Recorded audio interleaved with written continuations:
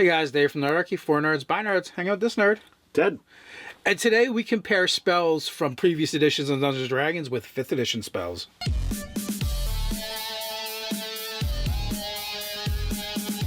Hey, if you want to sign up for Nerdarchy the newsletter, jump down to the description below. It's a great way to get RPG tips, as well as learn how to game with Nerdarchy. We were talking a little bit ago about spells, previous editions, and as well as this edition of Dungeons & Dragons. And we're like, is there, and I think there was also like a comment somewhere too, like, is there any spells from previous editions that we miss?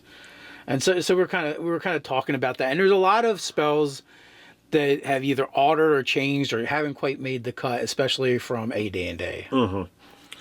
So I pulled out my old book, which, you know, some of you who's following along knows that I'm actually using this as a resource of an RP tool in that Gamma World game. So one of our old Dungeon Masters, Steve, one of his favorite things to do was to have lightning bolts bounce off of walls. In particular, our lightning bolts bounce off of walls back at us. So it actually kind of, you know, begged the question of like, well, let's actually look at lightning bolt. And on page 151 of your 2nd edition player's handbook, it actually says, if it cannot reach its full length because of an unyielding barrier, such as a stone wall, the lightning bolt rebounds from the barrier towards its caster, ending when it reaches its full length. So the range is 140 yards plus 10 yards a level. And all right, you know, you said it, and off you go. So that's almost 200 feet when you can first cast lightning bolt. So, like, this has been used several ways in our games. One, as the DM just kind of being a jerk and using it against you. And two, is the DM to hit you with a lightning bolt more than once. I've seen times where someone says, okay, well, I'm going to angle the lightning bolt so it just goes back and forth across the wall, and it annihilates whatever's there. The specific wording does say it rebounds back towards you, but I've seen wizards who have played with it. So it's like, well, it can't bounce towards me. It's got to bounce back in the direction it came from, right? Some of our wizards were better at geometry than others. No, also, I remember Psycho using a trap against us. I think it was him that did it, unless it was Steve. But I think it was him where, you know, the spell originates from behind us, hits us, goes the length of the wall, and it comes back and hits us again. Yeah, that was a pretty crazy one. Yeah, that was the good old days. So like we're like, well, what other spells have changed? If you look throughout your player's handbook, many of the monster summoning spells that were in 3rd edition Dungeons and Dragons are now conjure, and you know they've been combined. So instead of having a bunch of different summoning spells, it's one spell, and you just can pump it up to get better monsters. Well, the same thing is kind of true with the Bigby spell. In 5th edition, you've got Bigby's hand, whereas in the old edition, each one of those options was a completely and separate spell. So you had to find the one that you wanted, or you had to find them all. And the same also held true for cure spells as well, where you'd have cure light wounds, cure moderate wounds, cure serious wounds, cure critical wounds, and then you got to start getting into the mass spells and the heal spells. Where now it's like, okay, well, if it cures more than one person, that's a separate spell tree. If it cures one person, it's one tree. And you know the way in 5th edition, you're able to just pour your spell slots into a spell and make it better, which is it's a much better mechanic than it was in the past. And not only that, too, previous editions, your spells would level with you. It would scale. So like your fireball, it did 1d6 points of damage per level of experience. And actually, per level of experience, they would say. So if you were a 5th level wizard and you finally got access to fireball, your spell would do 5d6. When you got to 10th level, because it maxed out at 10, it was 10d6. Compared to in 5th edition, where it's just 8d6, and then every level after that you pump it gives you another d6. Right. So that's going to have a maximum of, what is that, 14d6? That's as a 9th level spell. Well, you know, the other interesting thing as well is in 5th edition, what it is essentially like pumping a spell is rarely ever as good as casting a spell of that level. Like Burning Hands, perfect example. 3d6 first level, that's awesome. As a 5th level spell, that is only 7d6, right? And That's not as good as a fireball. it's not as good as a fireball.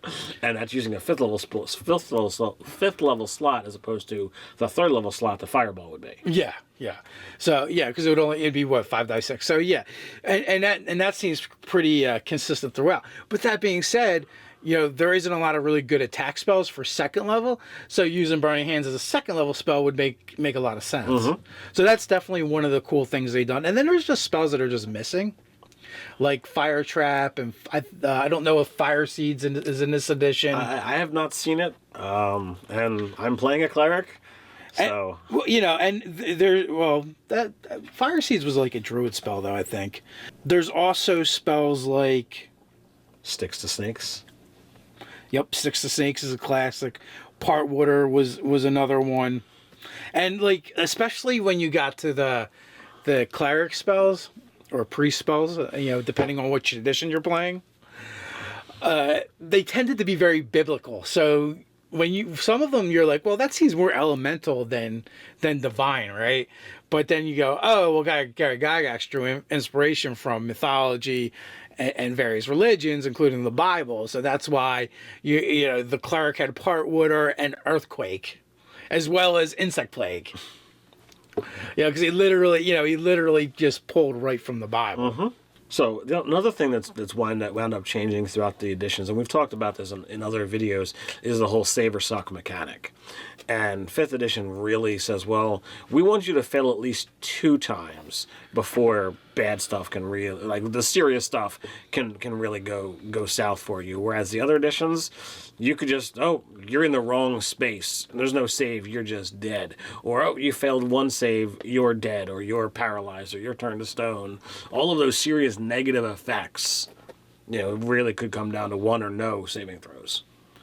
Now, I will bring up, there's like one spell from 3rd edition that I can remember that I missed it a little bit, a little pangs of longing for Death Knell. Death Knell was like, it wasn't like super awesome, it was just thematic. Mm-hmm. When you killed somebody, basically, when someone dropped, you cast that spell and then they were just dead. But then you also got like the benefits of an aid spell and something else. Like it had a couple effects. And we've remade some of these spells too. We in our Patreon rewards, I know we've done, I think, Sticks to Snakes and Warp Wood. I don't know if we did any other ones as well. But I would be on the lookout for Death Knell. Dave's really excited about that one. Yeah. Well, you know what? With the way the actions work in 5th edition, you can actually make it better. As a reaction, I think casting Death Knell on an adversary that has just fallen would be sweet. But and you know what too? Even like there's precedent throughout the monster manual for effects that if you die from this, if you get dropped from this effect, you're just dead. Mm-hmm. There's numerous things in there, as well as like even we just recently did a video about the Shadow Dragon. Mm-hmm. Well, if the Shadow Dragon drops you, it raises you as a shadow. Mm-hmm. Which means you're dead. Yeah. There's no death saves necessary. Great time saver for DMs. No wasting. It's your initiative. Make a saving throw. Do you die or not? No. You just go, oh, it's the dragon's turn again. Oh, guess what? Would you like to play your shadow or would you like me? Yeah. So the question is, what are you guys missing from previous editions of Dungeons and Dragons when it comes to magic? We got a place where you can let us know. It's the comments below. While you're at it, like, share, and subscribe. Speaking of Patreon, you can support us there. So until next time, stay nerdy.